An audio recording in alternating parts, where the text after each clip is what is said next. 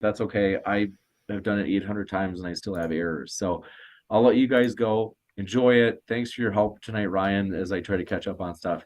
And let me know, shoot me an email if you guys need anything after. And I hope it's a blast. Yeah, thanks. All right. Well, thanks, James. Keep it real, homies. All right. See ya. All right. I'm just going to arrange our windows here so you guys are all in the right place. And you guys are good with the format of the debate for your 10-minute openings and all that? Yep. Awesome. Awesome. All right, cool. All right, I guess I'll start up the stream then, and we'll get this going. Now, I have to make sure that our mics aren't coming through OBS, so, because that would be a real shame. There we go. All right, I'm going to start the stream, and then, I don't know, I guess we hang out for a couple while people filter in. Okay. Yeah. All right, I'm going to pop this up. That sounded dirty.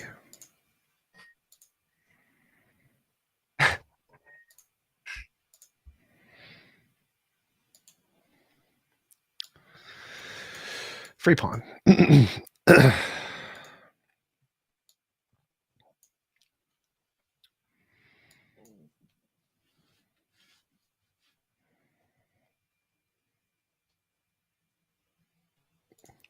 You're muted.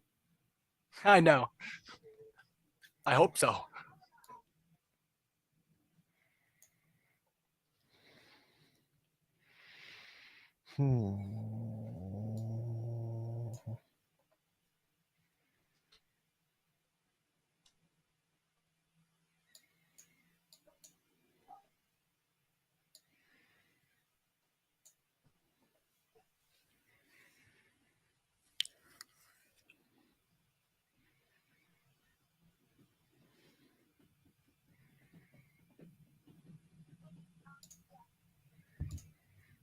I do not wish to do that.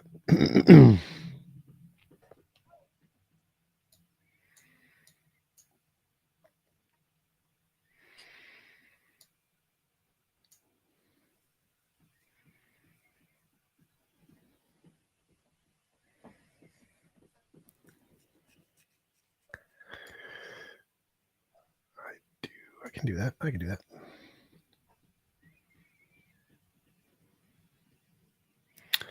That is very pretty. Free queen. Free queen maneuver. Rage quit.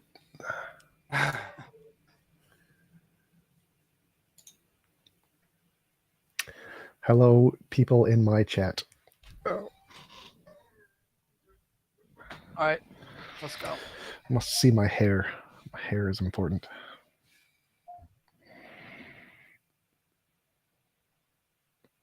Amy has a new look. Yes, Amy has a new look. Hey everyone, tonight we're going to be debating whether Mormonism is true.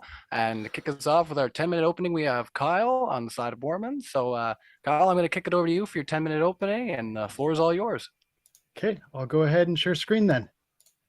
All right. Okay, hopefully we can see this. Really happy to be here. Thank you for having me. This is my favorite subject to talk about of all time. So, can you zoom in a little bit? It's kind of small. Yeah. Okay. Yeah. Thank you. Much better. Here, this is just a basic definition of science, and I just wanted to start out by establishing some really basic common ground.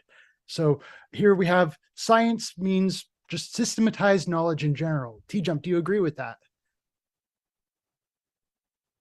What was the question? Science means systematized knowledge in general. Do you agree with that definition?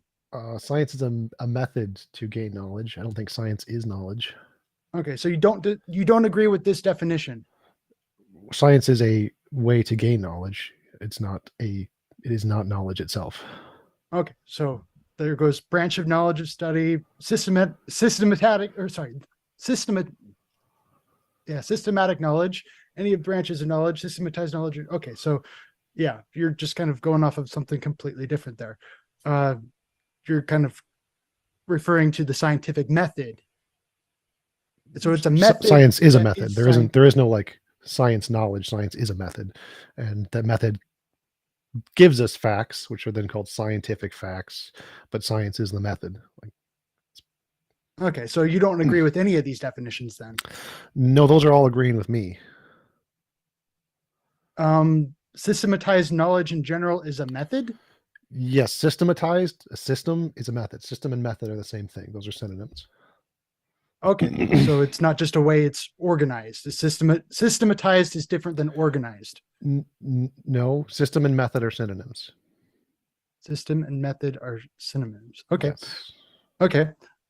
And over here, I've got the definition of evidence. I like something that makes plain or clear an indication or sign. His fever, or sorry, his flushed look was visible evidence of his fever. Or I could say, my head felt warm, which was evidence that I might have a fever. So it's not for sure, my hands might just be cold because I'm nervous or something like that, but it's not proof that I have a fever. It's just a sign or indication that this might be so. Do you agree with that definition? Sort of. I would say I would actually use the Stanford Encyclopedia of Philosophy definitions. They're a lot better than the thesaurus.com. But the definition of evidence, dictionary.com. well, the definition of evidence is anything that can increase the probability of a proposition being true or false. That is evidence. Anything that can increase the probability of it being true or false. Yeah. Okay. And so someone's head feeling warm, that is increases the probability they have a fever. Yes. Okay. Okay. I think that'll work. So over here, I'm going to address something that's going to be a little bit out there, but I promise you I'll tie it right back in here. This is from the Onondagan creation story. It's part of the Iroquois Nation's creation story. And it's called The Earth on the Turtle's Back. Have you ever heard of that? Yes, I have heard of that. Okay. So we've got The Earth on the Turtle's Back. Native American, they're like around the Great Lakes area of the United States. And in this story, we have this creation story goes as there's a sky people, people who live up in the sky, and this woman has a dream. And in this dream, she sees a tree and gets this big prompting that she needs to uproot the tree. And so she goes and tells the sky chief. The sky chief says, yes, we need to pay attention to our dreams. And so they go with the help of the sky chief. She uproots the tree. And all of a sudden, when they uproot the tree, they find this hole in the ground. And that leads down to this other world, basically, that's been beneath their feet this whole time. And as she's looking into the hole, she falls down to this hole. And then the animals come up to rescue her. So all these swans come up to rescue her and protecting her as she's falling. And then there's a turtle there and a bunch of animals. Oh, we got to go rescue her. And so there's a muskrat that dives way down deep to pick up some earth. And he goes and puts that earth on the back of this turtle. And so, okay, that's interesting. But there's multiple versions of this story. We have this one where the woman has this dream that's saying that's what she needs to do. But there's another version that comes from a different textbook. And this textbook, the woman was more of a troublemaker and they kind of villainize her. She's trying to go find some different food to eat. And so it wasn't really it wasn't really a neutral happening for this fall to happen.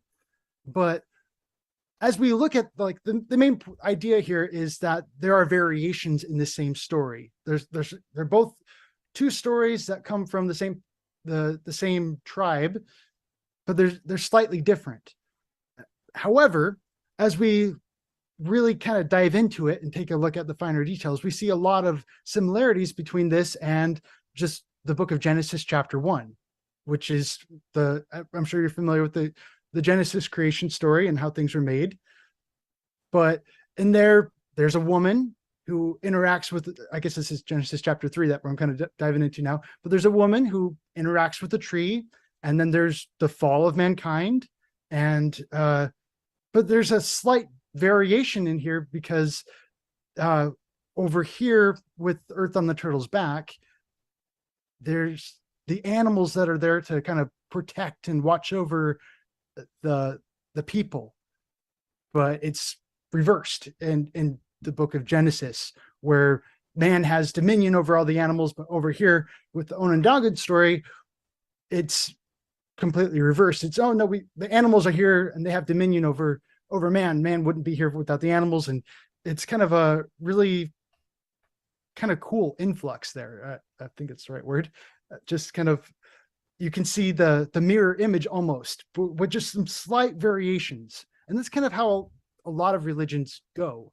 They all started off with one basic origin story, and then they kind of split off over time and sometimes it's intentional and other times it's not so intentional. Sometimes people just kind of slip of the tongue. Oops, my memory isn't perfect, kind of a thing.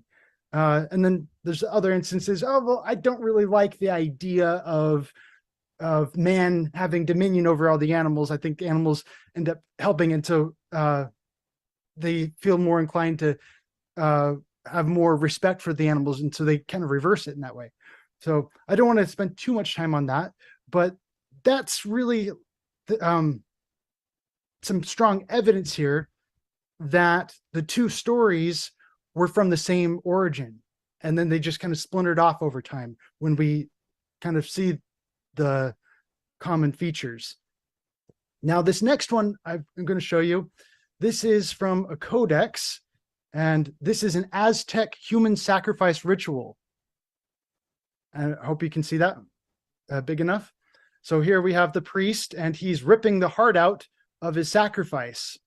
And as you look at that, okay, they've taken the blood of this human sacrifice and they've marked the blood on the lintel piece and on the posts in the background. Blood on the lintel piece and the posts in the background. Just a codex. Yeah. And this is Central America, over in the Mexico area. And yeah, that part really stood out to me because that's something we directly see in the Old Testament, in the book of Exodus. That's what Moses did in the Passover, was he took the blood of the lamb and he marked it on the lintel piece. And so it's very, very specific. But this is a human sacrifice instead of a sheep. But when we read the Book of Mormon, there comes a time where they say, where Jesus comes to the Americas and says, I will no longer accept the offering of blood. I don't want any more animal sacrifices. That's to be done away. And so in the Book of Mormon, we find that it says right here, and ye shall offer up unto me no more the shedding of blood. Yea, your sacrifices and your burnt offerings shall be done away, for I will accept none of your sacrifices and your burnt offerings. And ye shall offer for me a sacrifice unto me of a broken heart and a contrite spirit. And whoso cometh unto me with a broken heart and a contrite spirit, him will I baptize with fire and with the Holy Ghost. And so here today, we understand this to be a very spiritual, broken heart, being very humble, having a lot of humility. However, right here, we've got a big sacrifice, but they're taking it very literally. So it's kind of one of those slight variations. And I was like, wow. So when I look at that, I see some really strong evidence that there were Israelite people in the Americas at one time way back in history. And so that's right here in the Book of Mormon. So there's further evidence when we look at the ancient pyramids. We see a lot of pyramids all throughout the Americas, and we even see mummies. Where did they get this? How are they getting all this Egyptian knowledge? Kind of where all of these similarities. We get this preponderance of evidence. And right there in the very beginning of the Book of Mormon, it says, I make a record in the language of my father, which consists of the learning of the Jews and the language of the Egyptians. So we've got direct Egyptian influence right there in Nephi chapter 1. And we also have Hebrew influence. right there in the Book of Mormon. So this is kind of furthering that pile of evidence. Could I have a time check? Yeah, we're actually just a little over 10 minutes right now. I know Oh, we had I'm sorry. we had a little open discussion at the beginning, so that's fine. So if we want to do if we want to go stop screen sharing for now, and we're gonna Yeah. go head over to TJump there and let him have his 10 minutes there of rebuttal. But just want to let you know, everybody, I am your host tonight. My name's Ryan. Glad you're all here for my debut. This is the first time I'm doing this. Just want to do some housekeeping here. So I want to let you know that Modern Day Debate is a neutral debate platform hosting debates on science, religion, and politics. We hope you feel welcome, no matter what walk of life you're from. Don't forget to hit the subscribe button. We have many more debates coming up. We do have a Q&A at the end of the show where you can ask questions to our guests here, but just be sure that you're attacking the argument, not the person. With that, I'm going to kick it over to TJump, and 10 minutes for your opening statement. Floor is all yours. Sure. So there are a number of contradictions, tons of factual errors, historical errors, literary errors, lots of errors in the Book of Mormon. It's essentially been disproven resoundingly in the history. So elephants in Ether 9:19. Elephants did not exist in America at the time of Ether. It didn't happen.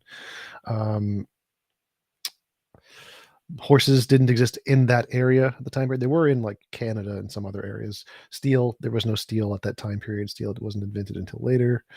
Silk came to pass in the 8 later, not there. Wheat and barley, wrong time period. Sheep didn't exist until about later, when they were brought by the Europeans. Goats also introduced by the Europeans. Cattle and cow. There's no evidence that the Old World cattle, members of the genus Bos, inhabited the New World prior to European contact. Swine are also brought by Europeans. So there's lots and lots of errors, archaeological errors. We can also use Native American genetics to show that there's no Israeli lineage tied to them. We know where people are from because we can do DNA tests to show their lineage, and there is no Israeli DNA in Native American lineage. It would be pretty easy to prove, actually. So it's pretty obviously false. I didn't quite understand Kyle's opening. It seemed like he said they put blood on doors. This is similar to how it was done in the Old Testament. Therefore, there's a religious link. There's lots of similarities between things people do in crazy cultures. This doesn't mean that they originated from Israel. If that was the case, then the blood placed on the doors by the Japanese people would be evidence of Israelis in Japan. Clearly not the case. So obviously you can have similarities between different ideologies without them having originated in the same thing, as long as they originate in the human mind. There's lots of similarities in religions, they come from a sky daddy of some kind. That's not because they all originate in the same religion. That's because humans like to make up sky daddies. It's something that's very intuitionally convenient for us. So that's about all I got. Mormonism is false. Oh, by the way, I started a church, atheist church, the Church of the Best Possible Worlds. Please check out my GoFundMe on my Twitter. Go for it. It'll end there. All right, excellent. So we can kick it over to open discussion here, or we can do a rebuttal period. It's up to you. If you had more screen sharing you wanted to do, Kyle, if you weren't done your presentation, that's fine as well. It's at your discretion if you guys would like to jump into an open discussion, or if you would like to have some more focus time to present your argument there. I think I'm good. I'll let you know if something pops up that really needs screen. I think I got the bulk of my points done. That needed visuals anyway. All right. Excellent. Then, so what we could do then is we can kick it into open conversation. Yeah, open conversation. Sorry. Thanks, TJump. All right. So, I'll let you guys have it. Thanks. All right. You said the Japanese put blood on their doors? I've never heard of this before.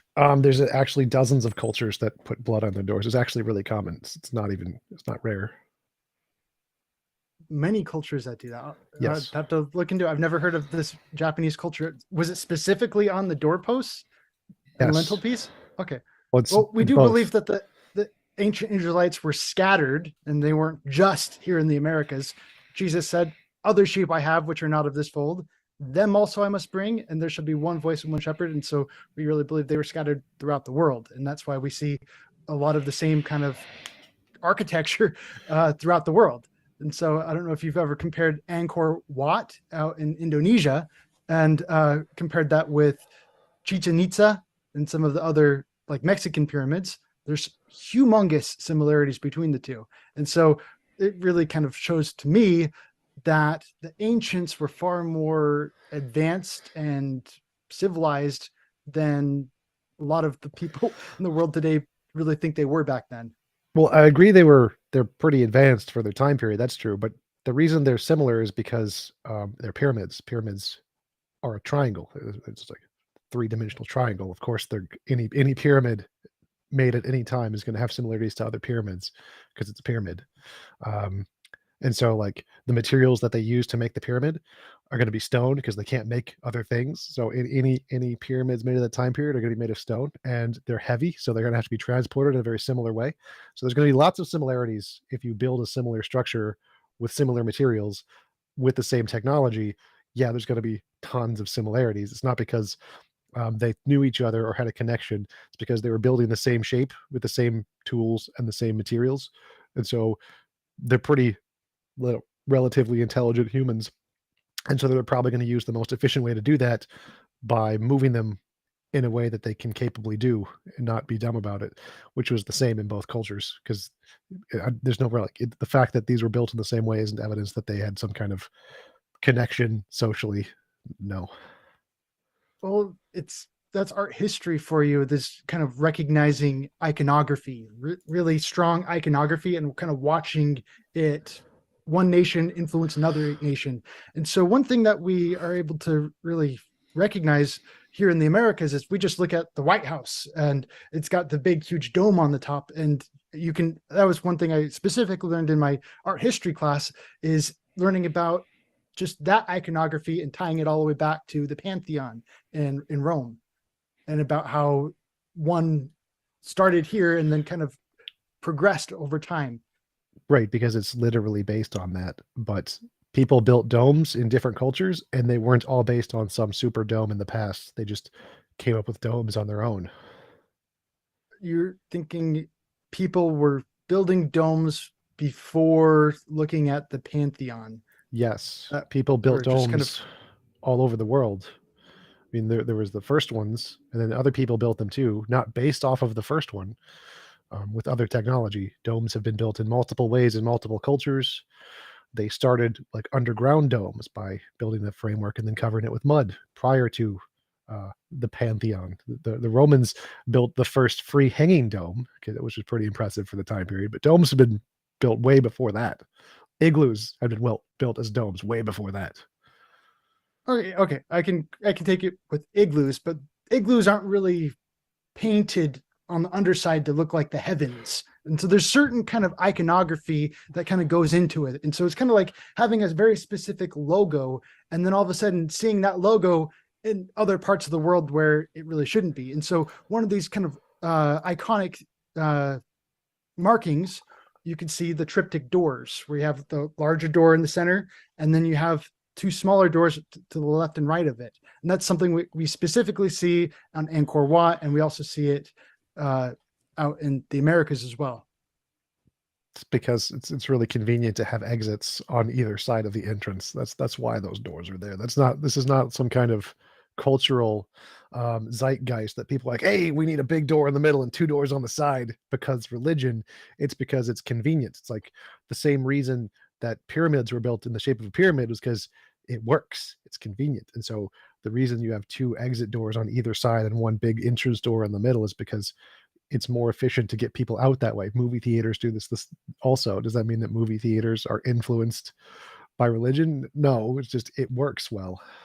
Okay. So I'm just thinking about like Roman columns, and they've got the different kinds of Roman columns. And all of a sudden if you see those certain same columns in other places in the world, you're going to say, oh, that was just coincidence that it has like the exact same columns. No, that would be very, very interesting, but they don't have the exact same columns anywhere else in the world. I'm using an example. I'm using an example to say, hey, if you saw this Roman column with the kind of the scrolls on the top and the bottom, that's a pretty iconic image. Would you agree? And so if all of a sudden you were seeing those in Japan from like ancient times, you're like, Romans, Japan, what? And so it's going to raise some questions and kind of show some evidence of one culture influencing another culture. I'm not saying this actually happened with the Roman columns, but that does happen with other things, such as the cryptic doors and also with the steepled arches. They've got certain arches in Egypt that have like stairway arches. That's the best way I could describe it. Kind of sawtooth kind of stairway arches. There's a whole bunch of them. And so this is kind of one example, but I think we're kind of diverting away from the point of the main thing, which is specifically marking the doors with blood. And you haven't really shown me all this other evidence of the Japanese and if they did it in the same manner or anything like that. Not that it would really knock anything, because yeah, it's one icon that's being shared among the other places. And there can be variations to that. Okay, so there are lots of myths people do, specifically with blood, and there's no reason to think that these are connected big culture. There's no connection there. You've made no argument for that. Whatever you just said, oh look, these people put blood on the door. Oh, and these people also put blood on the door. You have made no argument that indicates that they're the same culture. You just said, oh look, two similarities. They also have That's eyes. what we do. That's what we do. No, we that's look not, we look that's for not what historians similarities. do. That's not what historians have a very rigorous method for establishing if one culture was affected by another. Just seeing that they do things similar is not that method. That is not what we do. That's like if I said, oh look, you have a beard and I have a beard, therefore we're brothers. Like, no, that's not the correct method. See, Well, okay, I'm considering taxonomy, and the way taxonomy is done is by looking for similarities in animals. And so here is a very similar concept. It's like taxonomy, but with culture. no. So similarities between animals are extremely specific. Like you can find exactly the particular bone and where it splits off from a double hinged jaw joint to know exactly where the evolutionary tree branches off. And so it's not just saying, oh, look, that has toes. That also has toes. They're the same. That's what you're doing, or the equivalent to what you're doing. The fact that people put It's blood common on doors. ancestor, common Right. ancestor. And so we can say we do that with birds all the time, is count the number of toes on the bird and say, okay, yeah, this one's got like the cross bird, like the woodpecker, they've got the cross like 4 toes. Yes, on the exact woodpecker. precise numbers, exact precise shape. Those are good analogies. Saying they put blood on doors is not analogous to that. That's like saying, oh, it has feet, and elephants have feet. They must be cousins. Sorry to interrupt you guys here. Uh-huh. It does look like we moved a little bit away from the topic of is Mormonism true? So if we could move back into the debate topic there a little bit more succinctly there. I do also have another announcement here, or some more housekeeping, I should say. If you didn't know, all the debates on Modern Day Debate YouTube channel are uploaded to the podcast within 24 hours of them being live. So you can find Modern Day Debate on your favorite podcast right now, and you can hear all of these debates ad-free. So we could push the topic a little bit back into the topic of Mormonism, and it seems like that's what the live chat's kind of pushing here. Okay. So the argument is that simply saying that there is a similarity is not evidence that they are intrinsically linked. In order to show they're intrinsically linked, you would need something concrete like DNA. We know for a fact there is no common DNA between American Indians and Israelites. The genetic markers between those two groups are entirely separate. They have a common ancestor hundreds of thousands of years prior to that. There is no mingling between once you get Israeli ERVs to Native American ERVs. Doesn't happen. There's no such thing. So we can tell they are not the same. Okay. So you seem to have this major impression in your mind that if the Book of Mormon were true, it would have to be perfect. No, At least that's kind of the impression that you gave me. You're saying, oh, well, there's all these inaccuracies in the Book of Mormon. And so sure. because there's inaccuracies, it can't be true. Is that seemed to be your argument before? No, like your claim specifically about Israelis being in South America, that to be true would have to show DNA proof, which it doesn't. So that part we know is false for that reason. The claims about Mormonism being like the word of God or whatever, if it is the word of God, you would expect it to be true mostly and not have blatant falsehoods. And it has blatant falsehoods, which would give us reason to believe it's human. It's evidence that it's man-made and not God-made. The very, like in the introduction of the Book of Mormon, and at least in 2 other places in the Book of Mormon, it says that it has potential errors in it. It openly acknowledges that. It's saying, don't treat me like I'm perfect. Okay, it's got potential errors in it. It's written by man. It's translated by man. So yeah, we should expect that. We should expect there to be some kind of errors in it along the way. It makes room for that. That doesn't lend evidence that it's the book of God. So like I could say, I have a book written by the all-powerful, all-knowing being of the universe. Oh, but it has some errors in it. That isn't evidence that it's actually the case that it's written by God. That's called a hedge. You hedge your bets. No one claims it was written by God. If it's like inspired by God or whatever, true facts. Inspired by God, but written by man. Right. It's, What's the difference between Mormon was not God. What's the difference between a book that inspired by God, written by man with tons of mistakes, and a book made up by man with equally as many mistakes? What's the difference? How do you tell the difference? You said that really fast. I'm sorry.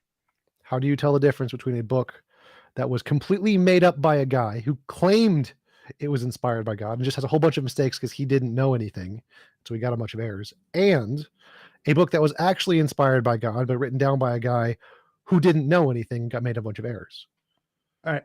A bad guy wouldn't write something like this, and a good guy who is just making it up, a good guy wouldn't write something like this if he's just totally ad-libbing and just making things up. If he's just writing a novel, a good guy wouldn't do that. Okay, I'm not. And a bad guy isn't going to write something that's that great. I'm not following this good guy, bad guy dichotomy. There's no evidence that good people and bad people have a proclivity to write certain words as opposed to others. There's no scientific evidence of that. People make stuff up all the time. Good people write bad stories. Bad people write good stories. There's no good, bad people will do this argument. That doesn't make any sense. Yes, people can make stuff up. I mean, Jonathan Smith was a terrible person. He was a liar, a fraud, convicted many times over. So he was a bad person. Smith? I don't know who Jonathan Smith is. The guy who wrote the Book of Mormon, whatever his name was. No. There's Joseph Smith. Yeah, that's him. Definitely different. That's okay. him. So yeah, he convicted translated fraud, the Book of Mormon. Convicted fraud. We know he's a bad person, but I wouldn't bring in his character. I don't care about his character. His character doesn't matter. You're trying to make some kind of argument that his character would make it impossible for him to write this book. Like, no. In fact, most people who make religious books are bad people. So it would actually make more sense that bad people would exactly write this.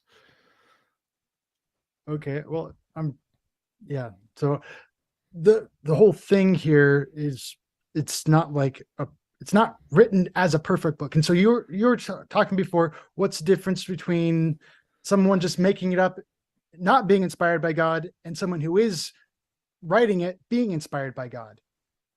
That was your question, right? How do you tell the difference? Like, what is the evidential difference between the two?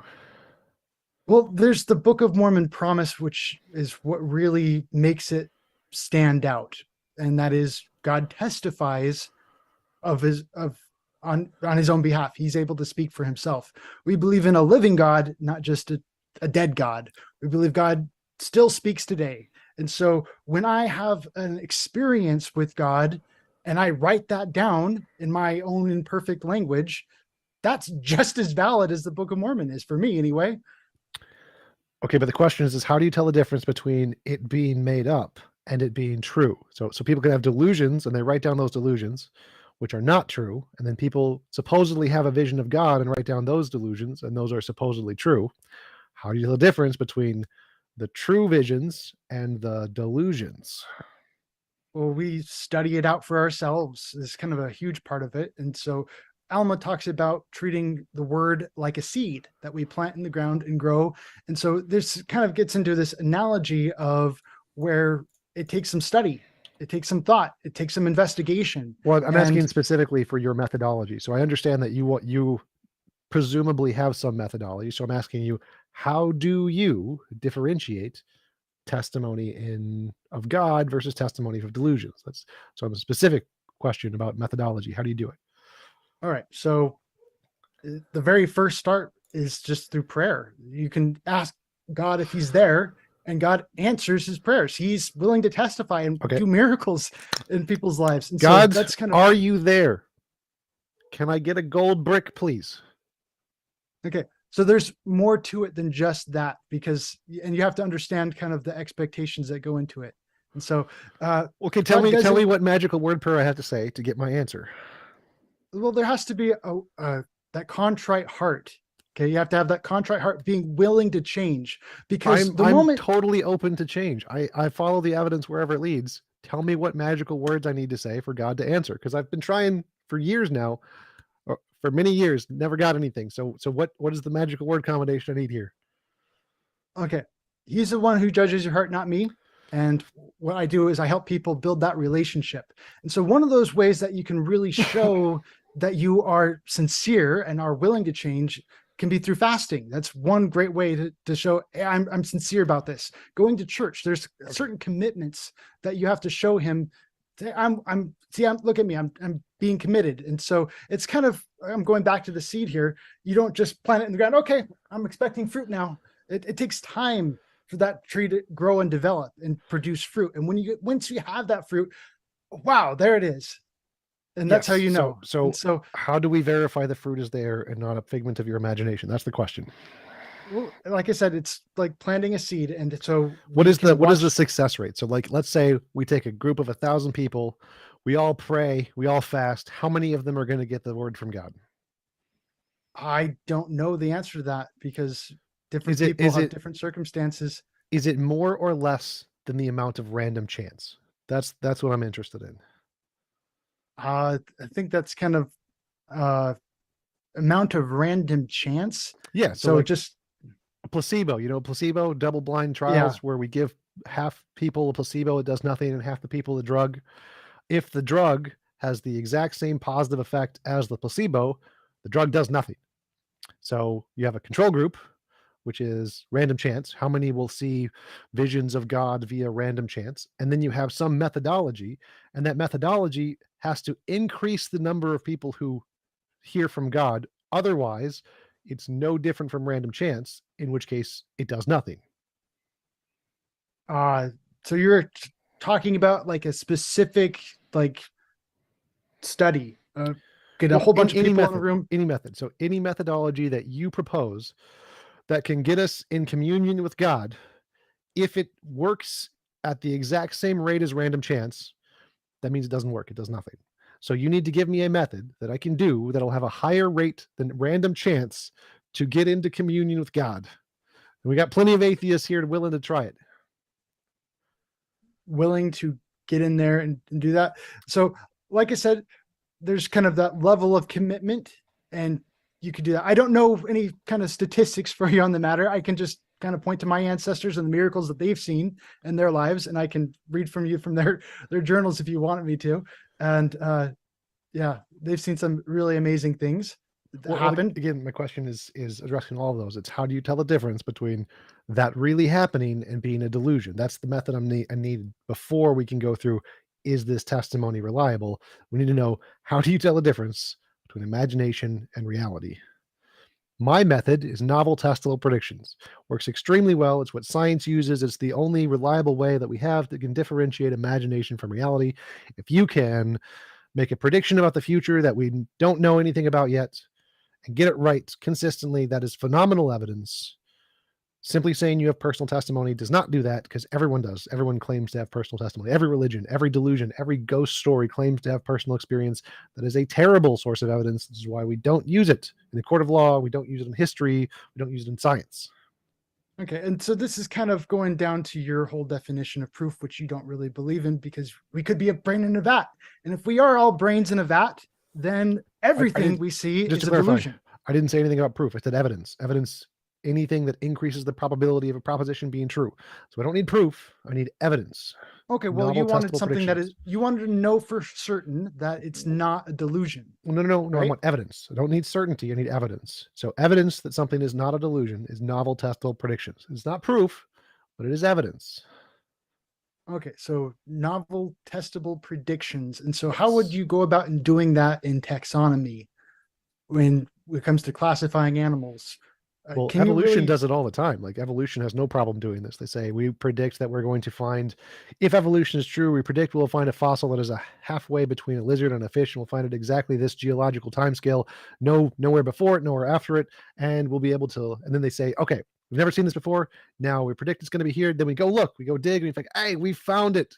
So that's a novel testable prediction, which was confirmed for Tiktaalik, one of hundreds of thousands that have been done in taxonomy related to evolution. Others would be ERVs. If you predict that two species like elephants and hippos are related, you would expect to see ERV markers that are similar in such a case that they branched off at certain points in the DNA at similar timescales. And we test the DNA, we find, oh, look, they do. That's confirmation, novel testable prediction that the two are related. Okay, so I've kind of talked about the evolution of religions over time, and that's why I shared with Earth on the Turtle's Back and the Aztec pyramids, and saying these two things evolved from one common ancestor with the ancient Hebrew religion, and that was my whole statement. And so I've got the Book of Mormon, and I've got the Bible, and I've got these other things which are kind of showing that there's some similarities, such as kind of pointing out number of toes on a bird. And so we're kind of looking here for further ancient things that would kind of connect it, as you're talking about kind of those predictions. And so Joseph Smith, to my knowledge, had no idea about these Aztec codexes. No idea. Okay. That was something that was out of his mind. So all of a sudden, these codexes pop up, and oh wow, look at that. I'm going to say that's evidence. It's improving the possibility that Joseph Smith was right. Wait, what did he predict? So What was the novel prediction that he made? the novel prediction he made was that there was Hebrew influence here in the Americas. That was his whole thing. He did, like, 14-year-old boy doesn't just, oh yeah, that's totally the thing. So if I predict there's Hebrew influence in Japan and I see a similarity between the Japanese and the Hebrews, does that mean I'm right? That If you there's- find similarities, then that's going to increase the possibility that you are being right. I agree. So in order for it to be evidence, it has to be specific. You can't just be vague and ambiguous. It's called an ambiguity fallacy. In science, you're not allowed to say, there will be some similarities between this culture and this culture. That is not evidence of anything. If you want evidence, what you need is something specific, which is why I said you will find a transitional fossil between a lizard and a fish at exactly this geological scale and never above, never below. It's extremely precise. Saying culture A will impact culture B in some unknown way, and then you look at all of the tens of thousands of things relevant to culture A and try to find one or two similarities between culture B, that is called an ambiguity fallacy. Any of the tens of thousands of factors relevant to culture A may or may not be similar with every culture in the world. You can pick a random culture, Eskimos, and find similarities between their culture and Israel culture. Does that mean they originated the same? No, it means that people adopted random cultural things, and some of them are going to be the same across cultures. There are lots of flood stories. Does that mean they all came from one flood? No, because floods happen all over the world. And so, because floods happen all over the world and impact people in a very profound way, they will all come up with stories related to floods. It does not mean because that they are similar that they must have originated in the same story, one flood. Like, no, that's not how it works. Because people have brains and people work in similar ways, their cultures are going to have similarities due to random chance. So again, in order to have evidence of your claim, you need something that works at a higher rate than random chance. And simply saying that culture A will have some impact on culture B will not be higher than random chance, because you can find any culture some similarity to any other culture. Okay, so before you ever made the claim that there's going to be some Hebrew evidences in Japan, you were not aware of any of these kind of things. You weren't aware of any kind of similar iconography. And so I think one of those really unique icons in, I guess I'm thinking of China here. China's got the big lion heads. I guess Japan has some of those too. But the dragon lion like Yeah, guard dogs that they put on their it's- temples. Yes. I'm just pointing out like a major icon. Yes. And so, yeah, if you were to see some of those suddenly pop up in Israel, that's There going to are- show you There a are connection. tons of those all over the world. Tons of these kind of lion heads with Dog lion statues are very common. very common. And Yep. you're thinking those just happened by chance? Yes, because dogs and cats are very common, and so people make statues of dogs and cats. It's not because there's some common culture. It's because, hey, oh look, a dog. Those are pretty cool. I'm going to make a statue of it. Egyptians had tons of statues of dogs and cats. Not because they were influenced by Japan, and Japan wasn't influenced in their dogs and dragons by Egypt. It's because there are dogs and cats at each of those locations. And so they made statues independently of dogs in those locations. Okay. I'm kind of thinking here of coloring contest right now, where you walk into a coloring contest and you see a ton of different pictures that are all just colored different ways. It's all the same underdrawing, the same black and white drawing that they were going from, but they're just colored different ways. And so I'm going to say, oh wow, they're all kind of based on the common underdrawing.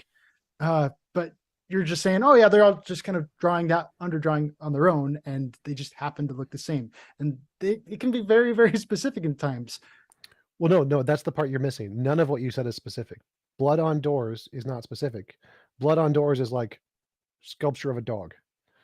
They don't have the same architecture. They don't have the same historical connotations. It's not like the Japanese dogs have a very specific history to them, which are completely different from the dogs in Egypt.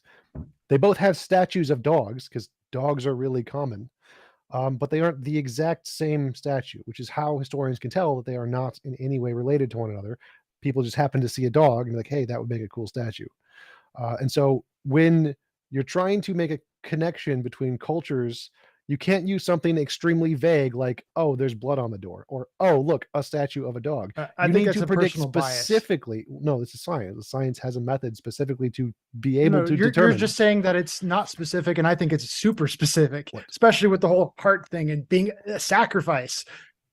Yeah, human sacrifice was common, just like dogs are common. It's very specific, a sacrifice of the heart, just like the Book of Mormon describes. Sacrificing the heart was extremely common all over the world. All over the world. Yes. Yeah, I'm not familiar with. You're just saying all over the world doesn't quite substantiate your claim. Google heart sacrifices. That they Human mark the blood sacrifice. on doors. Yes, Google blood on doors. Like, this is cultural things humans do all the time. Like, I don't understand the problem here. Yes, people will kill people and then they'll put their blood on doors or pillars to scare away other people and to be intimidating. It was very common. Romans did it. Blood on Greeks did it. doors. Spartans All I did get it. is Egypt and Passover. I don't know. Maybe you're going off of a different Google than I am, but yeah, that's my thing. Probably because your 10 plagues of Egypt. Your search engine may be a little biased.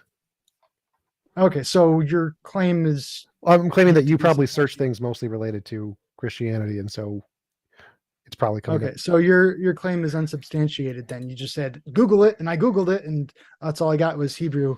So I mean, I don't need to substantiate this at all. It's super common knowledge. You can call a That's historian the and ask burden them. of proof. It's just like saying the sky is blue. If you don't trust me that the sky is blue, you can go talk to an expert on that one. This is very common in human culture. Go bother a historian on that one. Okay, so okay, you're just saying it's specific. I called you out on it It's not being very specific. It's not specific. Blood on doors is very specific. No.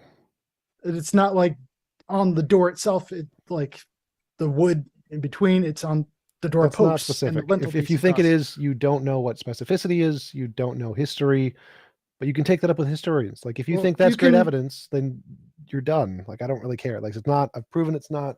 You can take it up with historians if you want lots of examples. There's plenty of them. Okay, and yeah, it's just coming down Like, to there's that. Right Vikings there. that did it. Eskimos did Vikings it. have done that. I've Yeah. never heard of Eskimos doing that or Vikings doing that. I think you're Okay, just do making more stuff research. up again. You can do more Yeah, research. Like, it's common knowledge. It's on you. It's your claim. Nope, you're done. The You're burden done. of proof you is on don't, you. need to give common knowledge things that happen all over the world and be like, it's the same. Like your argument is just dumb. Saying that, oh, look, there's blood on doors in this culture and there's blood on doors in this culture does not mean they're the same. Have you never heard of correlation does not imply causation? This is very basic. I've fallacy. definitely heard of that. I've definitely heard Your of that. argument is a fallacy of correlation. You've made no evidential argument to support that the fact that a culture has one similarity implies that they originate with the same thing. I debunked this argument in its entirety when I told you that every culture throughout humanity is going to have some arbitrary similarities to other cultures. You would need to show that the number of similarities between whatever the Aztecs and the Israels was higher than the rate of chance. Until you can demonstrate that, pointing out, cherry picking a few particular things which might be similar is not evidence they are the same. Furthermore, I proved they are not influenced because genetically we can show they have the different ERVs. We know for a fact there was no influence between these two things. So I gave 3 points that I didn't make any argument about genetics here. No, I did not make any argument. I know you did. And so that doesn't have anything to do with my argument. I just said that they were taught by the same people. Which means the people had to be there, right? At one time, but they could have left afterwards. And so Okay. I can go and teach someone down the street and they can remember the things that I taught them, and then I can leave and I don't have to be there anymore. Okay, and that didn't happen. We know historically that didn't happen. It's been proven that didn't happen. There's evidence. And so we see the signature. And so it's No. like I can Again, that's not evidence because you're cherry picking a few things which are the same between several cultures, which you can cherry pick from any culture in the world, which means what you really need to do is show that there are more similarities than random chance. So for your argument to actually be a good argument, what you'd have to do is go between all the different cultures and see if you can find similarities between those cultures and Israel, and see if there's more similarities between the Aztec people and Israel. And again, you also have to use the historical method that they used to already disprove this to change their position. If you can change the historical position and show that the historians are all wrong, that would be phenomenal evidence. You're not going to be able to do that, but that would be the first step in trying to make your argument make sense. The first step is by pointing out what random looks like. And so I just take every culture in the world and send it through a blender and say, that's random. And because this does not look like that, therefore it's right. No, you'd say if your argument is correct, then there would be more similarities between the Aztecs and the Israel than there are between the Israelis and the Eskimos, or the Israelis and the Japanese, or the Israelis and the Australians. If the number of similarities is approximately the same, then there's no evidence that the Israelis had any impact on the Aztecs whatsoever. It just happens to be that randomly some aspects of their culture happen to be the same as some aspects of a different culture. So your claim, in order to be verified, you can't cherry pick a few similarities, because I can cherry pick similarities of a different culture. You need to show that the number of similarities is greater than that of random chance, or what happens by random chance between cultures that are not related. Does that make sense? Well, you're just going to say cherry picking no matter how many things I pull out, I'm pretty sure. No, you'd have to show like what is the number of similarities between all the cultures on average. You would have to do the work to actually show what that is. I don't know what that is. Have you ever done that with anyone? Like if you were to just look at, okay, if we were to just I do this with science all the time. Like this is the scientific method. If you make a claim, you happen to have a null set, the I forget what it's called now, p-values, and of the p-values, you have a base, the placebo, and then you compare that to your expected result to see if it's more or less than the p-values. And so you claim is that Israelis influenced the Aztecs. So for a p-value, what you would need, a neutral value that would falsify your claim, is if the number of similarities between Israel and the Aztecs was exactly or approximately the same as the number of similarities between Israelis and the culture they didn't influence. And then if it had more, a lot more, that would be good evidence that it is not just a coincidence. So you, to make this argument not be fallacious, would need to come up with a value of the approximate random similarities between cultures that happen without any association, and then show that the similarities between the Aztecs and the Israels is more than that. Simply saying, simply picking a few similarities doesn't give us anything. It's the signature on a drawing. Basically, I No. look at the drawings. I can look at a series of drawings to see very different drawings. But when I look and find that signature to see who drew it, that tells me who drew the picture. That's the basics. No, because there are different signatures. Many paintings have different signatures. So the fact that they have a signature doesn't mean they came from the same individual. So what you would again need to do to show that it is the same signature, you need a baseline number. What is the amount of similarities that happen by random chance between societies that have no influence? You need to get that number first. And okay, you're setting an impossible standard. That's here, 'cause not I don't an think impossible anyone has standard. no one has ever gone and listed and numbered every attribute of an entire society before. You don't need have to list people done that with the every United attribute. States? That's not. That's the thing. you're talking I'm about literally numbers. I'm to literally things. telling you basic historical method of how to associate different cultures. This is literally By what historians numbering- do. You're, Yes, you're- they you're take put- the you're putting it into a aspects math of the equation. culture. They take the aspects of the culture and compare it to a different culture and see if it's just happens to be the same that's randomly happens between societies, or if there is an overrepresented proclivity of similarities between the culture, and you can tell which cultures influence other cultures. I'm literally just telling you the basic science of how history works here. You take a baseline. A baseline is what you would expect if there was no correlation. You need that number. This is a p-value. It's basic p-value science. And once you get that number, you compare it to how many similarities are in your two hypothesis cultures to see if it's more or the same to that number. This is not hard. I'm not making any unreasonable request here. It's basic science. You're trying to create this number that no one has ever numbered before. No, I literally just told you, yes, they have. This is how historians do it. This is how they know numbering if all the one different culture affects attributes. another culture. I can list a lot of other attributes too. This is just I don't care. I need iceberg. to know the number of what is the number of similarities between cultures at random. I need to know that number first. It doesn't matter how Who many. has ever done that ever? I literally already answered that. Listen next time. So what you need is a baseline value. You listing similarities is irrelevant. I can list tens of thousands of similarities between me and apes. That doesn't mean that my mother was an ape or a monkey. The fact that you can list a bunch of similarities tells us nothing unless we can contrast it to the number you would expect to happen by random chance. Until you can say that, you have nothing. You have zero. All right. You're the one who believes in the whole evolution thing and commonalities indicate a common ancestor. That's your whole thing. I was literally saying I have 98% of my DNA and chimps are the same, so I can list literally hundreds of thousands of genetic similarities between me and an ape. Does that mean that my ape was literally, or my mom was literally a chimpanzee? No. You don't claim that. You're kind of strawmanning yourself there. Oh my God.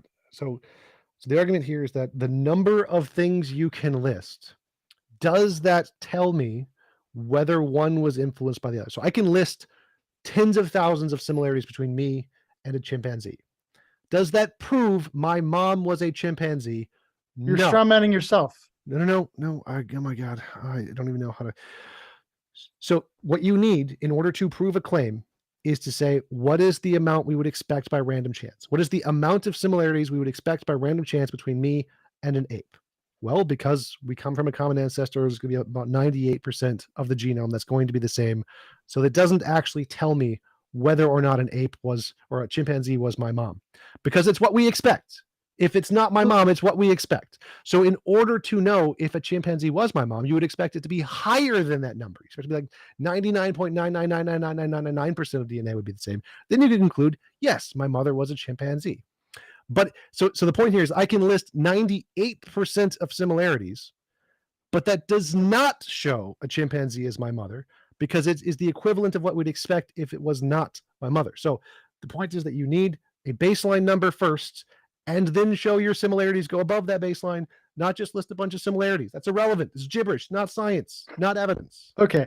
Well, I've never seen anyone do science the way you're describing Then you've never seen anyone do science. I've never seen anyone do science. Literally every scientific paper, get a p-value. Every one of them. Every single paper. All right, you're just making stuff up now. No. Okay, substantiate your claims. Substantiate your claims, dude. P-values. Like, you need a baseline. Have you never heard of a placebo? I've pull heard your of head placebos. out Yes. of your Okay, why but do not they all use science is the placebos? same. Why do they use Not all placebos? science is the Every same. scientist who does any trials uses placebos. Why do they do this? Why are placebos required in every single medical test? No exceptions. Why are they required? Not every Every medical single test. medical test requires, by definition, placebos by the FDA. That's It's great for required. medicine. Okay, it's a little Why different in are art they history. required? We don't use placebos in You art use history. the exact same thing in history. You use a baseline You're making stuff p-value, up. contrast that to the data every time. Your ignorance of basic science, and then All right, now you're just saying insulting me. yes, because you're dumb. And I'm that's giving an you the insult. basic science to Yeah. tell you how to provide evidence. You can't do it. You're giving a bunch Right. of random things which you think are evidence, given no way to show that it's not just an effective random chance. Yours isn't evidence. I've explained Okay. this to you. You're done. I can come up with more, and I you're don't just dismissing care. it. You're getting mad. You're just getting mad. Because I've Okay? crushed You want to you. blow up? That's on you. Okay. You're If you want done. to lose your cool? That's You're If you want done. to lose your cool? That's on you. You're done. We can move because into you don't want to the hear anymore. I got it. we can move into the Q&A now, guys, if you'd like. Yep, that sounds good. All right, excellent. And just before we go into Q&A, just a reminder that our guests are linked in the description. If you want to hear more, and that includes the podcast or the episode for this debate, we link all our guests in the description and each podcast episode as well. All right, so we'll get into the super chats that we had here. So our super chat starts out with Big Bad Mama for $2. Says, Kyle, Book of Abraham hoax? ? Do you understand what they're trying to imply with that, or like They're not being implying very specific. A lot of people who don't believe, that's all you can say is Book of Abraham hoax. You could say the same thing for people who don't believe in the Book of Mormon. Book of Mormon hoax. That's just what people say. I say NASA's a hoax, so that's whatever. Okay, if we got that right there, Big Bad Mama, you can let us know in the live chat there. If you want to clarify a little bit, just pop us a message in the live chat. All right, so Coffee Mom, $4.99. Kyle, what is the current apologetic for the Book of Mormon claim that God turned certain people's skin black because they disobeyed him? Basic science says that is a lie. Basic science says that's a lie. Well, people end up changing over time. And does God end up distinguishing people? Why not? So you can just say basic science says it's a lie, but yeah, when do you go out there and describe what God does at all? Like, when do you go do that and say, okay, this is a lie, that's not? Okay, when you can show some basic science that says what God does and doesn't do, then we can talk. All right, gotcha. All right, and moving ahead, and we have Bob for $2.22 asking, what is Reformed Egyptian? Reformed Egyptian is Egyptian that was made so you can write it easier. And so it's not like straight up Egyptian. So in English, they have shorthand, writing in shorthand versus longhand. I don't know how to write in shorthand. It's something more reporters did back in the day. So that's my understanding of it, is Reformed Egyptian is like a shorthand Egyptian. All right, excellent. All right, just bear with me for one moment here. Right, and Sharik has a commentary for $1.99. Trump's heavenly clam chair makes God blush. True facts. All right, Shriek likes the chair. All right. Yeah, for $9.99, 2 times over, Sean Erickson asked, well, he didn't ask a question. He has more of a commentary here saying, Kyle, I was raised in Mormonism growing up in Utah, and I came out of it a long ago. You know just as well as I do, it is demonstrably false. I truly hope you find a way out, my friend. Good luck. Wow, he seems to be really omniscient there. He's like, oh, I know what you know. And so it doesn't work that way. I think he's irony. Yeah. Irony alert. Irony meter. Irony. Well, I don't claim to be omniscient. I don't claim to know what you know. So that's one of those boundaries I prefer not to cross. All right, gotcha.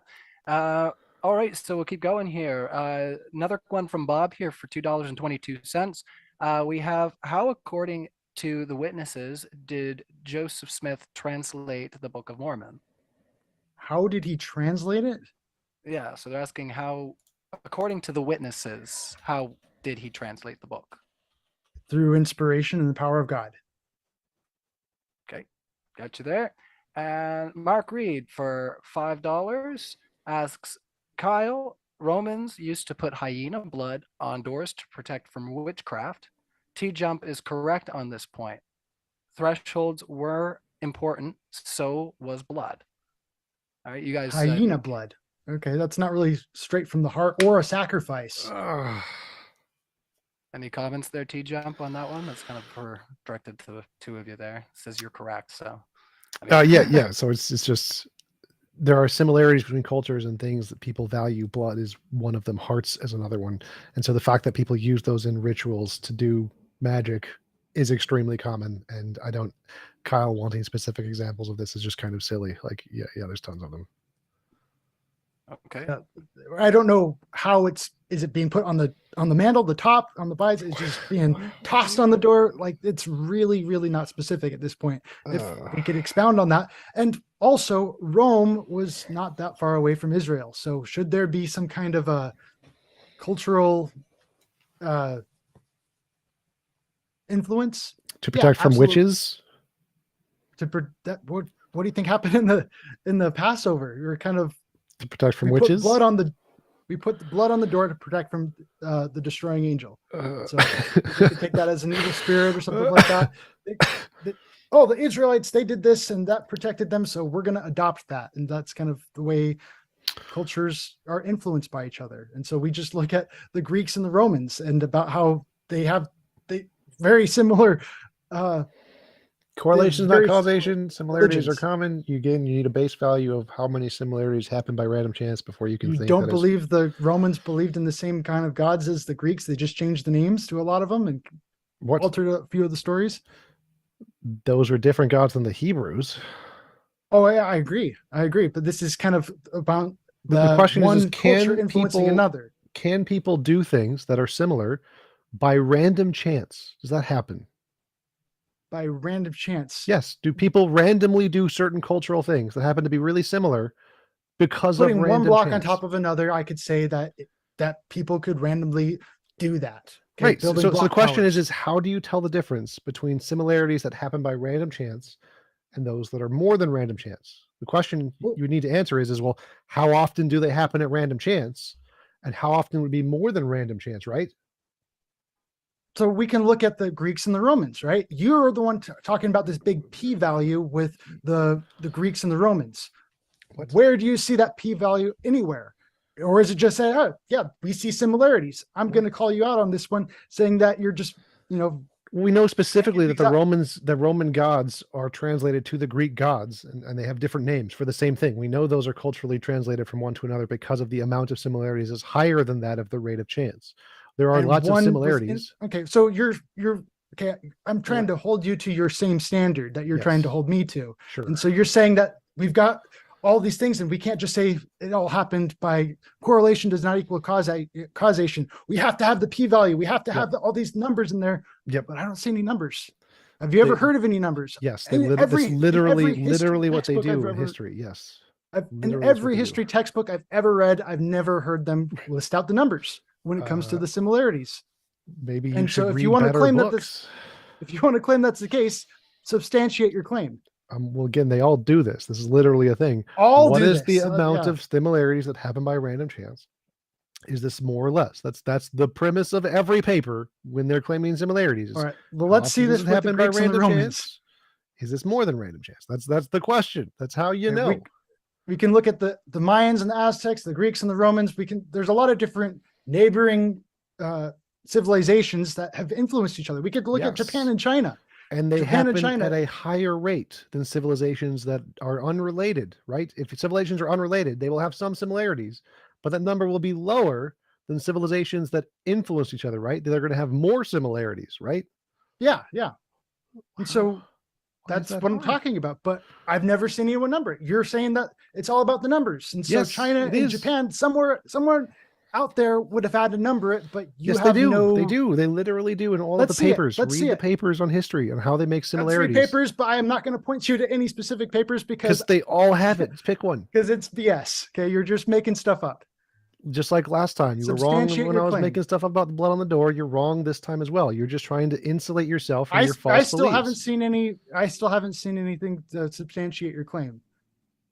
Again, you're just trying to insulate yourself from common knowledge facts of history. Please get educated on basic academia. Like, just Google Now some you're just history throwing papers. insults because you're mad. No, I've destroyed you. Like, you just don't No, know you history. didn't. You're just Completely making up destroyed stuff. you. You never Alright, did. let's, You can't let- destroy let's, me uh, without P substantiating your values. claims. Yes, p-values, let's- common term used in all papers. Oh, but you haven't given a specific paper. It's p-values All because it's in all of papers, them. really? Yes, I've never seen that yes. in. P-values. They're well, pretty the important. You last- may want to Google basic scientific facts before you Yeah. talk about things because it's pretty important. Talk The to a last historian. scientific paper I read was from Jacqueline McLaughlin, or McLaughlin, as some people like to say, and which is saying science never proves anything, but I don't see any kind of p-value in that paper. So you're saying it's in all papers, therefore it should be in that paper, but it's not in that paper, so therefore you're wrong. She probably doesn't know how to write a paper then, but I This agree. is Science Dr. doesn't prove Jacqueline anything. McLaughlin in the college in the Journal of College Science Teaching. So she's the teacher of the teachers, and I can No, pull she's it up not. for you right now, and I can screen share it with you and That's right. totally demolish you on that. So, No, but it does because have a you're making p-value. you're making this all-encompassing claim. It's in all papers. That's your all-encompassing claim, but it's not the case. Okay, but your dumbass paper has nothing to do with reality. It's not a claim about reality. Well, I'm glad you disagree with Jacqueline McLaughlin because No. I wholeheartedly disagree with Philosophical her. conclusions have nothing to do with does one culture or one fact in reality relate to another fact in reality. Saying science doesn't prove stuff is not a derivative equation between two facts. What you're saying is just, again, your ignorance of science, to make a relevant analogy here. If you're trying to compare two species or two cultures and want to know if they relate in some way, you're going to need a base value of how much they're going to rate by chance and the number of relations to know if it's more than that. This is very basic science. The fact that you're so ignorant of basic science is just astounding. I've debunked you. You're just Move you're on. just throwing more I've just insults. debunked You're you. just Move throwing on. more insults. Okay, I can be 'Cause more I've debunked respectful you. than that. Move on. Okay. Okay. All right, let's Okay. move on to the next question there, The fellas. person doing the debunking doesn't get all insulty. They don't. There's no need for that. If you're winning, there's no That's need a to throw insults. fallacy, moron. You can insult someone and win at the same time, as I'm doing now. Moron. Yeah, All right, there's let's no need move for on that. to our Kyle, next question. Super there, chat from fellas. Turing Test 2. Kyle has inoculated himself against education. Agreed. All right, so for 222, Bob has sent in another question here. The question is, why was Joe Smith in jail before his assassination? I think that's for you there as well, Kyle. Why was he in fraud. jail? Because of for his assassination? Well, people didn't like him, and so he got thrown in jail multiple times throughout his life. And so, yeah, people would accuse him of different things all throughout his life. And yeah, the question is, yeah, if he was there, like, why did they give him a gun? That was like a big thing. There's a lot of things that kind of went into there. He was there peacefully. He was there peacefully. He was being held there against his will. If he wanted to go out and fight the jailman, he could have done so, but he didn't. All right, got you there. All right, so Elusive Viper sends in $10 and says, how does Kyle address the idea that social traditions can arise from biological evolutionary means? Blood is objectively important for life. It's not impressive for multiple societies to value it. So just to clarify at the start of that question, how does Kyle address the idea that social traditions can arise from biological evolutionary means? Well, social, like language itself, if we get into etymology, a lot of these languages kind of come from very common things. They all kind of come from root cultures. I hope we can agree on at least on that part. And so it happens the same way with language. Language itself kind of shows common ancestors of man.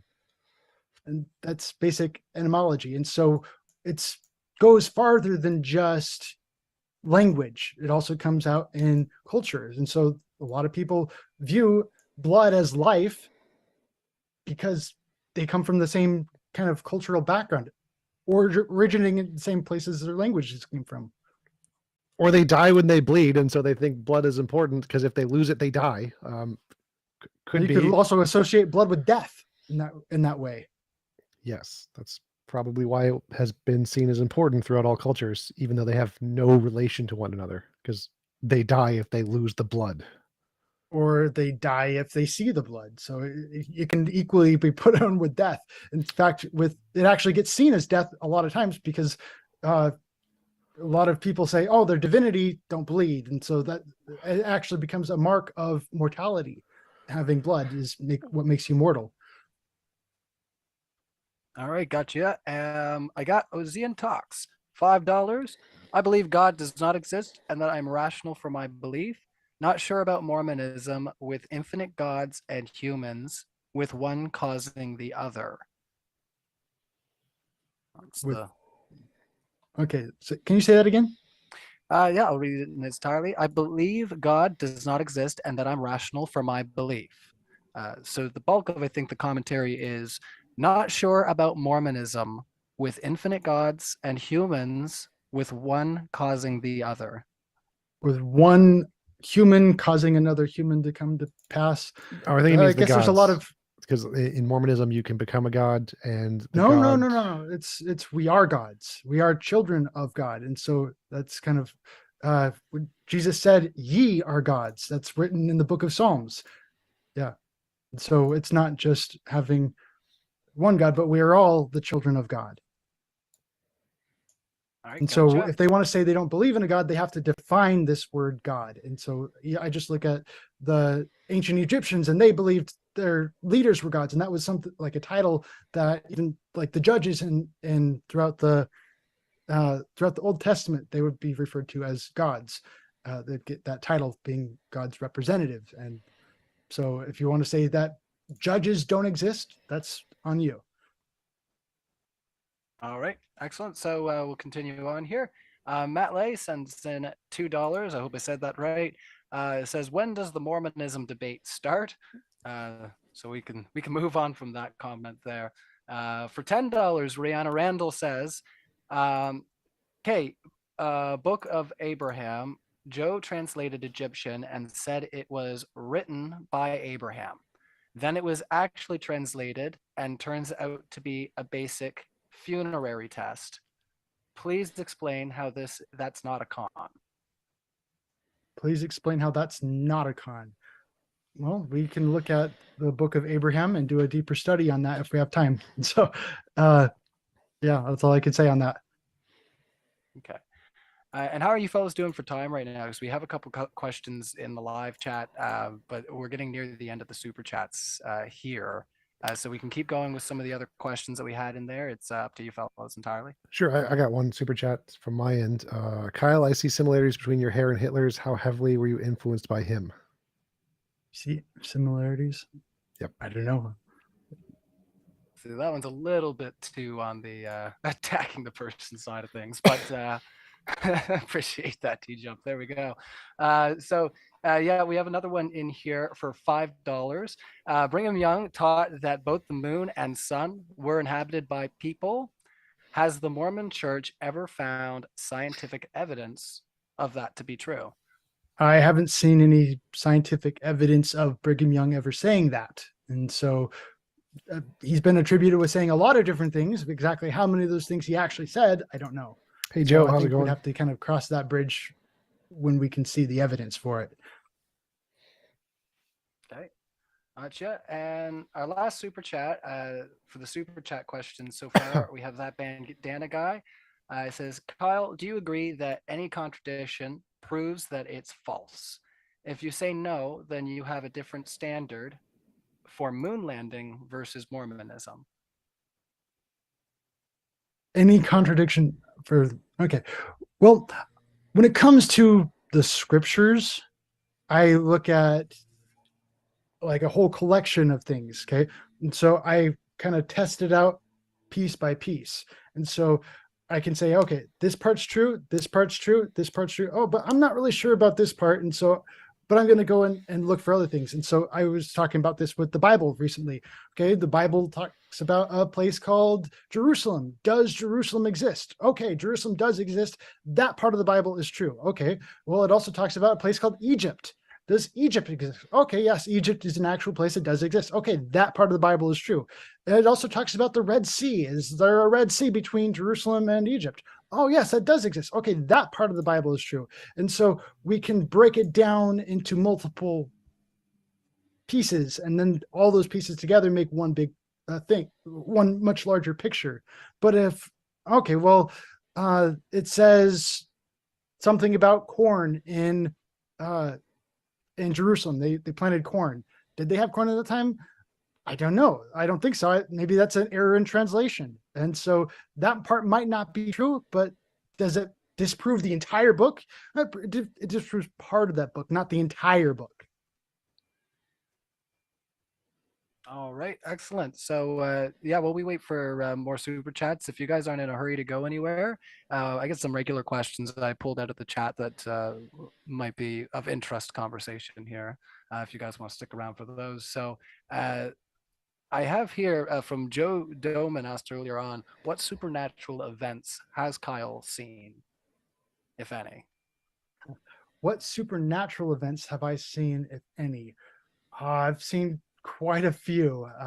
Kind of like, yeah, I talk about some of the dreams I've had on my channel. I've had different dreams that have been significant and have meant something to me. Learning things that I'd never known about before. Like I didn't know what treacle was, and now I had a dream. Recently, I had this dream where I spoke with John Wesley Powell, and then I was like, "Okay, what's your favorite food?" And he tells me it's like a treacle smoothie. And I woke up and I was like, "It's a really oddly specific dream. Why would I randomly be dreaming about John Wesley Powell?" And yeah, and what's treacle? And so I actually went and looked it up, and John Wesley Powell's an actual person who was kind of famous explorer in the Midwest. I knew about that vaguely, but I had no idea what treacle is, and so I didn't even know how to spell it. So I went and started looking around online to try and figure out what treacle is, and I figured out how to spell it, and found out that treacle is a kind of molasses.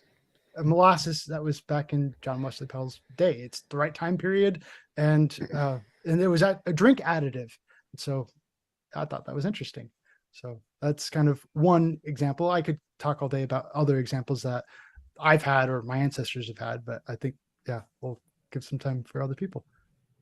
Okay. Yeah, I do have one here as well for TJump. Somebody made a commentary on, they said that you said the phrase "the science of history," and they had a bunch of question marks. I'm not sure if you had said that or if you had commentary on that, but Yeah, history is a science. The field of history is one of the fields of science. I'm not sure what it has a methodology. The methodology can be used to verify claims. History is a science. It's one of the soft sciences. I don't understand the question exactly. I think he's looking for the methodology of history and how you use specifically like the scientific method in history. It's not really something that you do as much testing with, maybe. Well, you do actually. There's lots of them. Archaeological testing, so you make novel predictions about where you'll find. Like they did this for the population of the Promised Land after the Exodus. They made predictions about how many pots and huts and things they would find when they dug up every inch of land from the location. And they did this, and they found that the population was significantly smaller and never had a massive increase. So they do the same novel testable predictions in history that they do in every science. all right, awesome. Yeah, so we got another super chat in here, $1.99 from Kyle. Sorry, not from Kyle. Sorry, from Coffee Mom. Says, Kyle, New York exists. Is Spider-Man true? No. No. Okay. But that part of Spider-Man is true. So Okay. Any comment from you there, TJump, or good on that? Well, it's a perfect analogy for his argument. The fact that there is one similarity between two stories doesn't mean that the two stories are inspired by one another. I think that the better way to phrase it would be something like, was Spider-Man influenced by a different story that had New York in it because they both have New York? Well, no, they could both just have learned about New York in completely separate ways. It doesn't necessarily entail that one story would have been inspired by another. They can both come to the same New York example of a fact without actually having been inspired by one another.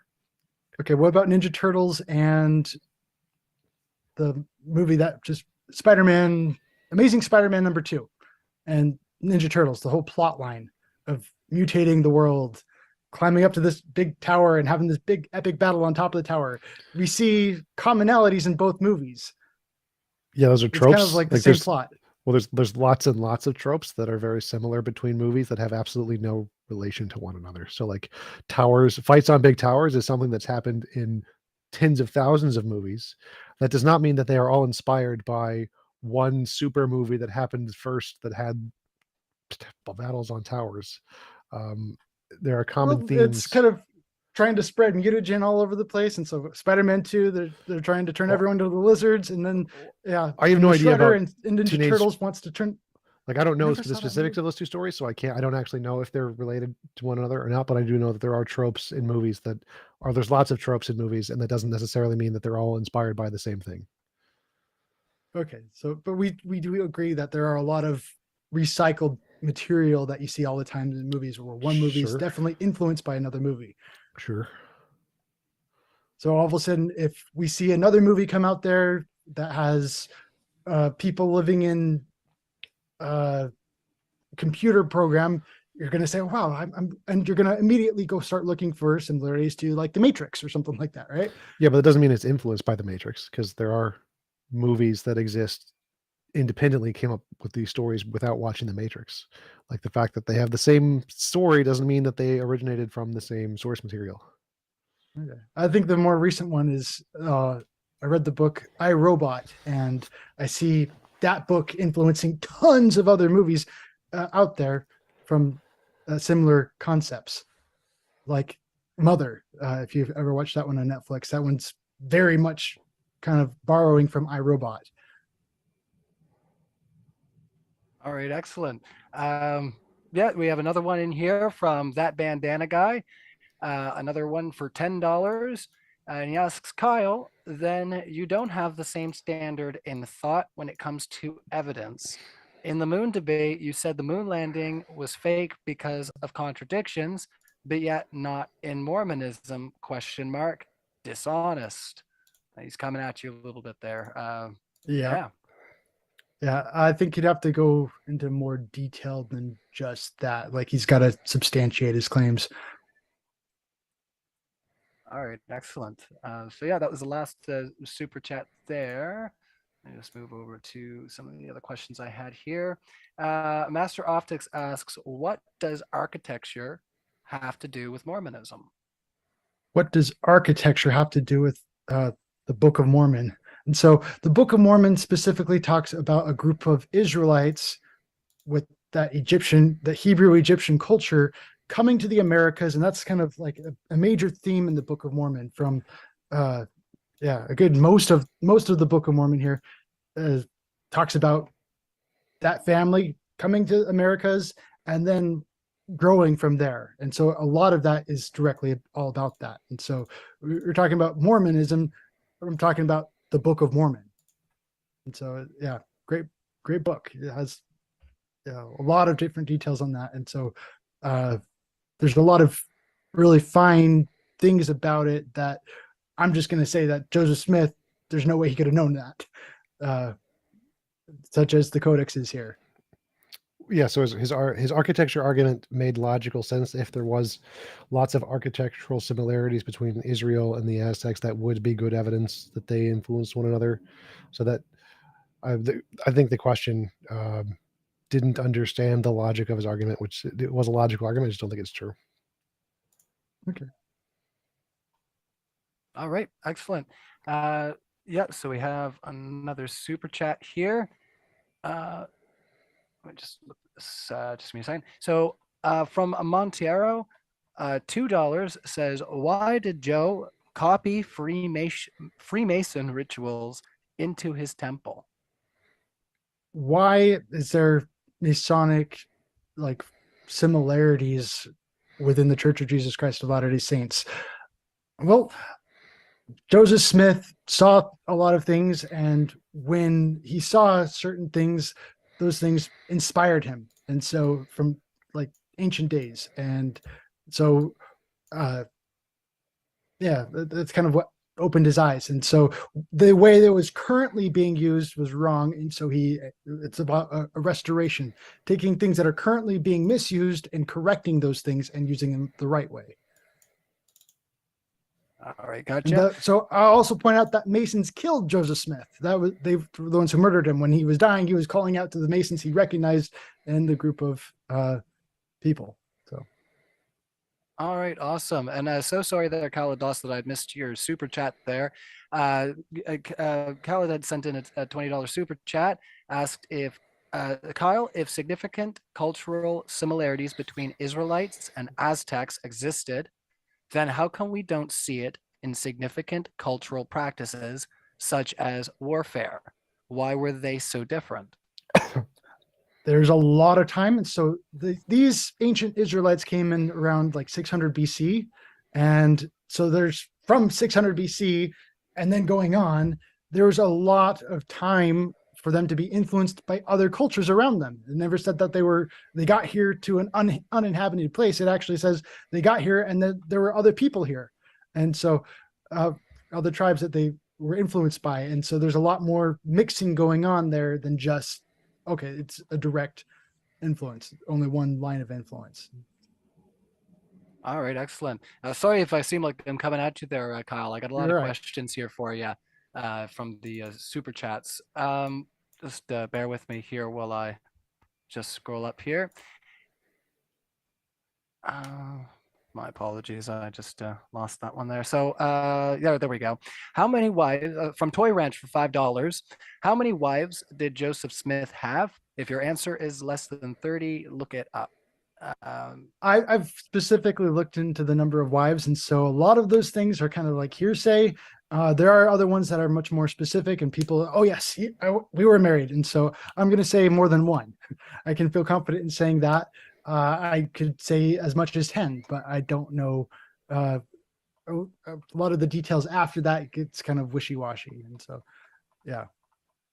All right. But yeah, whether or not Joseph Smith had 10 wives or 100 wives, that doesn't really disprove the Book of Mormon. It just kind of says, okay, that Joseph Smith had a lot of wives. Doesn't prove the Book of Mormon is wrong. All right. Excellent. And that bandana guy struck again for $5. Says, Kyle, in the Book of Mormon, people getting baptized in Jesus' name before Jesus was born, just to name one of my many contradictions. So I think he's saying, yeah, that people were getting baptized according to the Book of Mormon before Jesus was born. They seem to think that baptism was a new thing in the New Testament, that that John the Baptist suddenly started baptizing people. I don't think that's the case, and I don't know what's giving him that indication that baptism was a new thing in the New Testament, not an old thing that kind of went before Jesus was born. Well, to our super chatters credit here, they said that specifically that they were being baptized in the name of Jesus. I think that's kind of the specific thing that he was honing in on there. In the name of Jesus. And so the Book of Mormon was translated into English. And so I understand that Jesus' name was actually Joshua and the Hebrew, kind of Yeshua. But it was kind of the Aramaic was closer to Jesus or something like that. And so we ended up kind of going with it that way. So there's different pronunciations, but it was translated into a language that we can understand and kind of, yeah. Yeah, Cal's right. Excellent. Baptism predated Christianity. It was Thank done you. in Judaism prior to Christianity. All Also, right, there's several other religious sects that did it outside of Judaism. That's really interesting. Kind of looking into that. That's kind of one of those markers for me, kind of one influencing another. If you're finding baptisms in other locations just randomly, that'd be very peculiar. All right, excellent. So I'm sorry if I mispronounced your name. I got $5 from Heinrich van Nieuwenhausen. Sorry about that. His question is, Kyle, you are putting too much emphasis on your intuition. Do you do anything to counter your biases? How would someone else independently verify these commonalities without your intuition? without my intuition. So when I'm thinking of intuition, I'm just thinking about my brain and my ability to think for myself. And so they're trying to ask me, what's a way I can think about this without thinking about it? The question is you think there's a connection between these two things based on your intuition. How do you show there's actually a connection between these two things and it's not random chance? That's the question. So we're trying to just eliminate bias here, not just thinking about taking my brain out of it. Yeah, so it's like he's saying that you have an intuition, that is your bias. He's saying, how do you show this is actually a connection and not just a figment of your bias? Well, this is kind of where I started out by talking about the word evidence. And so my head is warm, okay, and it feels warm. That's evidence that I might have a fever? Is it proof that I have a fever? No, because my hand might just be cold. And so that's all I did was present this as evidence. If you want proof, it comes down to building that relationship with God for yourself, getting answers to your prayers, witnessing the miracles for yourself. And that's what ultimately puts it down for in the end for proof that you don't believe in. So I understand you don't believe in proof. That's why I didn't go straight for the proof. I wanted to kind of build on common ground. Awesome. All right. And we have good question here. Making a declaration for $5. They say the Book of Mormon is false because there were no horses in America until the Spaniards. All right. Well, TJump started off by disagreeing that there were different parts of America that had horses and other parts that didn't. So I'll take that common ground for what it is. Okay. All right. Awesome. Rihanna Randall, $5. The first edition of the Book of Mormon was written in the Trinitarian view. Only later did Joe split the Father, Son, Holy Ghost. Why do you think that is? I think that there's room for additional revelations that kind of came into play down the road. And so I think he was learning about things as time went on. All right. Excellent. And just bear with me here. I got to scroll up because we got quite a few super chats come in. Just bear with me here. All right. So Dion, $5 says, if the Book of Mormon is true, why do Native Americans fail to turn white when they become Mormons? Because they don't need to. I think that'd be kind of strange, really. It's not like there was a reason for a distinguishing factor, and what's the reason at this point? All right, gotcha there. Rihanna Randall again. Why so many contradictions between the first versions? Don't sidestep. They have come in the side chat, so they want a real direct answer for this question here. Why so many contradictions between the many first versions? The many first versions, they're being very specific about this, about some kind of contradictions, but they're not pointing at any specific contradictions. There are contradictions, but what contradictions? So it's not specific enough for me to answer. All right, gotcha. Montiero for $2 asks, why does LDS refuse to excavate the hill Camorra? Why do they refuse to excavate it? I don't know if they haven't heard of the history with it, but a lot of people have been digging up that whole hill like throughout history. Before it was bought, treasure hunters would go all over that hill trying to find additional gold. And so I don't know why they'd need to find further excavations when a lot of other people done. So I don't know. Maybe they're holding it like sacred. They do kind of treat it like a sacred ground. And so I don't know. That's the best answer I can give you. All right, excellent. Rihanna Randall again strikes for $10. The church says marriage is between one man and one woman. Not true, though, is it? Question mark. The prophet and the oaks had 2 wives and will practice polygamy, correct? The prophet and the oak. I'm not sure what he's referring to there, but I just can point to ancient prophets. It was not like a new thing. Joseph Smith said, hey, we're kind of going for a restoration of all things, and in the Bible, and so that was kind of one of the things that was taught historically in the Bible. We look at Abraham, and he had multiple wives, and so yeah, so he ended up having multiple wives as well.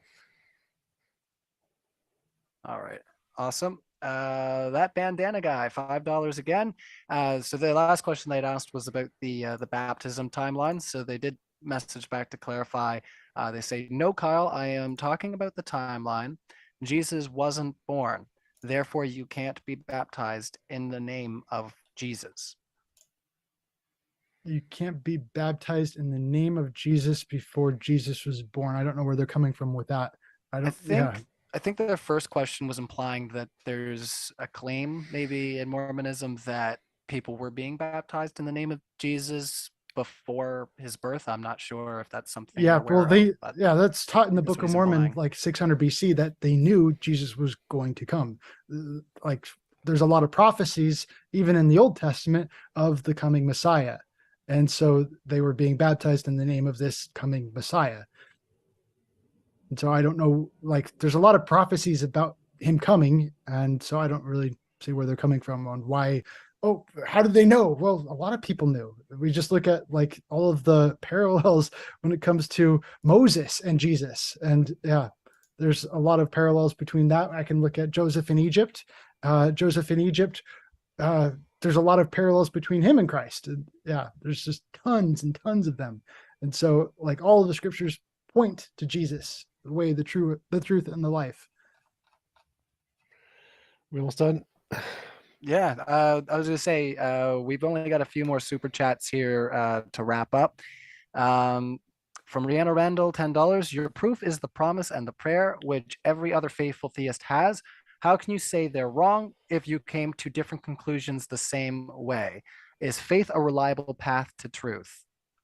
I'm not really aware of too many other religions out there that teach we can know through prayer.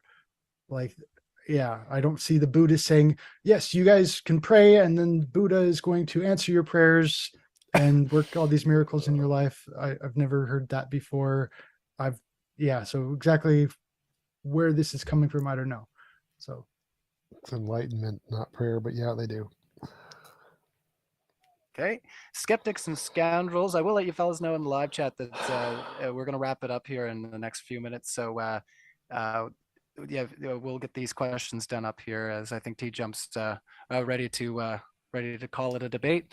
Kyle, you claim similarities between two. Oh, sorry, I'll start from the top here. Skeptics and scoundrels, $10 says, Kyle, you claim the similarities between two cultures as evidence of a relationship. For just a moment, let's pretend you're wrong. How would you come to realize that? How would you falsify that idea? So he's asking if there's something that could falsify your claim. how could that be falsified?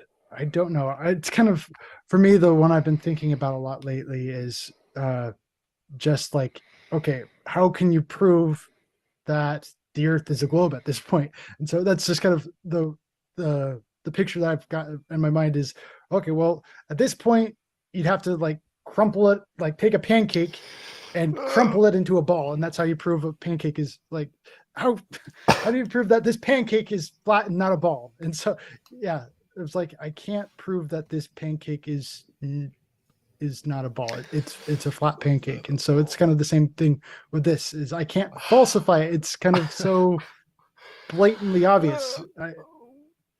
I forgot you were a flat earther.